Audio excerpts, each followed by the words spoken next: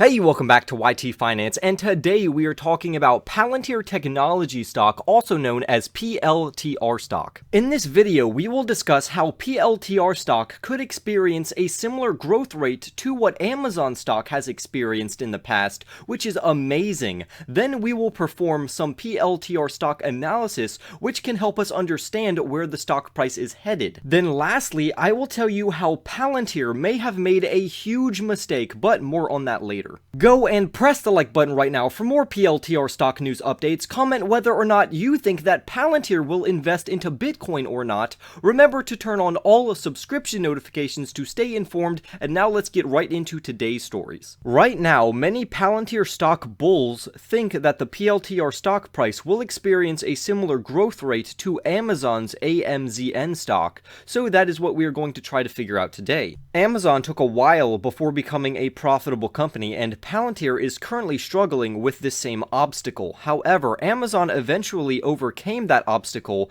and is now one of the most powerful companies in the world. Now, Palantir, which is a software solutions company, and Amazon, which is an online retail shopping store, clearly have different business models, but their growth is comparable. First, let's address the difference between how these two companies use and reinvest their money. Amazon puts most of their cash and profit directly back into the company to help it expand and to avoid paying taxes, while on the other hand, Palantir invests their money into smaller companies that are going public or have gone public, while also providing a stock-based compensation plan to their employees, which dilutes shareholder value. On the surface, it looks like Amazon has a better growth plan, but Palantir's plan actually protects their most valuable assets, which are their engineers, especially their forward-deployed engineers who travel the world to help customers make the most out of Palantir's software and technology. So for Palantir to grow as a company, they will need more top-tier engineers,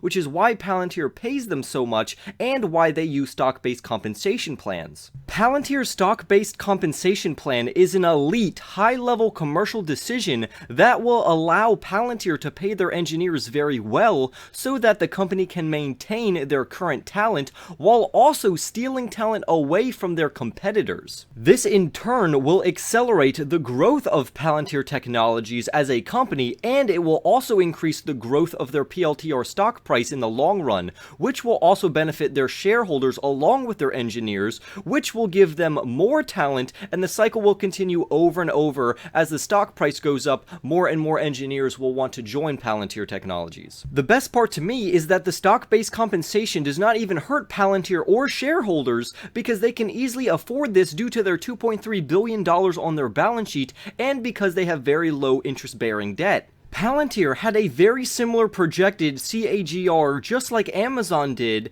when they were ramping up. So if Palantir continues on this path of growth, their share price will follow suit or follow a similar trajectory to Amazon.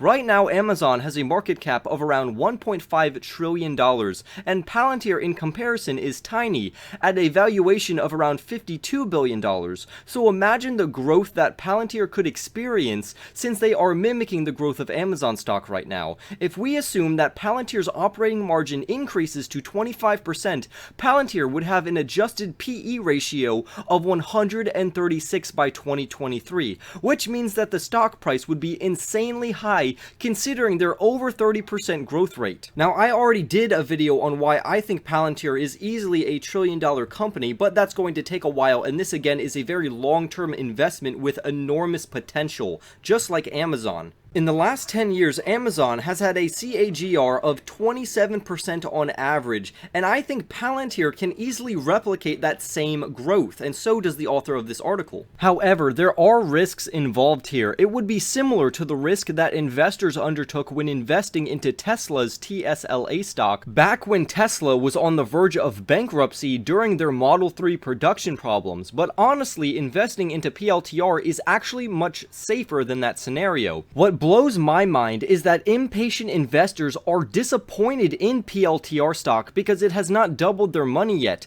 but if they invested simply into the IPO, they would be up more than 220% within a couple months. Plus, this is a long-term play, so they shouldn't expect to double their money so quickly even in the first few years, but even if it did take a few years to double your money, that would still crush the overall returns of the market. Palantir has also been delivering fantastic financial results. For instance, they had strong earnings per share, they beat revenue estimates, and analysts are slowly becoming more bullish on the stock. Palantir is so confident in themselves that they doubled their free cash flow estimates from $150 million all the way to $300 million. After these amazing results and projections were released, the PLTR stock price jumped by 11% to where right now the stock price is around $26.60. However, we should keep in mind that sometimes after earnings rallies such as these, a stock tends to start to consolidate after the hype decreases. The good news is that when a stock starts to consolidate, it allows investors to rethink their strategy, and it also allows them to buy on weakness in the stock. And Kathy Wood of ARK Invest has let no time pass before buying up more PLTR shares for her ARK ETFs because she clearly sees the value of this amazing company.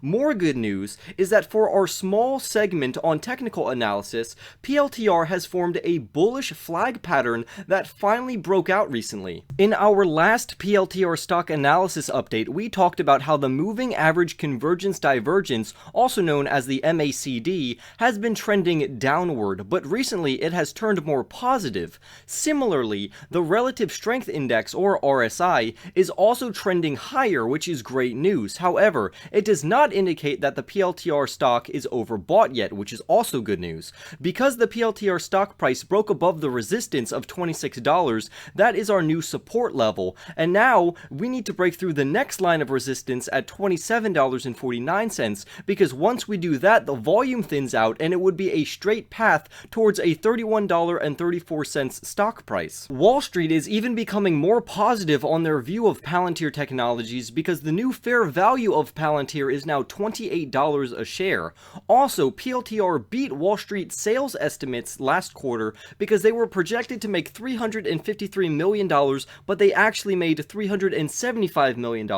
On top of that, they grew their revenues by 49% year over year, and they added 20 new customers. They also reported $23 million in positive cash flows for the second quarter in a row, but sadly, Palantir messed up when they used some of that money to buy gold bars. Now let me tell you why I think Palantir messed up by buying gold. For instance, it's no surprise that companies use cash or cash equivalents to hedge against inflation. For example, normally companies buy highly liquid assets like treasury bills or corporate bonds or municipal bonds, and normally those mature in less than a year, and this hedges them against inflation. But recently, many companies have been buying Bitcoin as a hedge against inflation, and I think that's exactly what Palantir should have done instead of buying gold. For Palantir being such an advanced software solution company, I don't know why they wouldn't buy Bitcoin. Now, before I start ragging on Palantir and gold, let's go over the positives. For instance,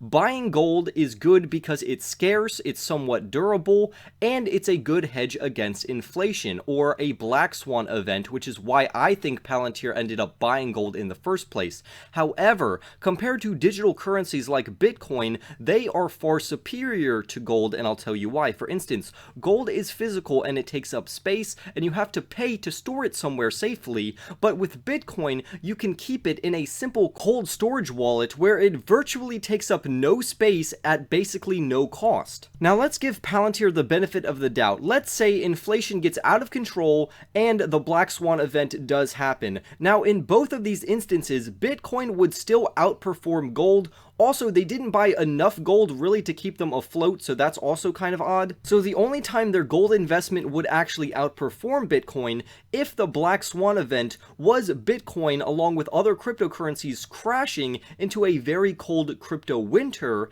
Then in that instance, gold would outperform cryptocurrencies and Bitcoin, etc. However, I don't think that Palantir thinks the black swan event will be cryptocurrencies crashing, because it would be very odd to buy gold in anticipation for the crypto markets to crash. If anything, they would just hold a lot of money on their balance sheet, which they actually do have, and then they would just invest that fiat into cryptocurrency because the crypto would be really cheap. However, I think they bought gold just to diversify into their investments because they do have a lot of investments and diversification is very safe, and they might enter into cryptocurrency later. But what do you all think? Comment your thoughts down below, like this video right now, subscribe if you are new, and I will see you in the next YT video.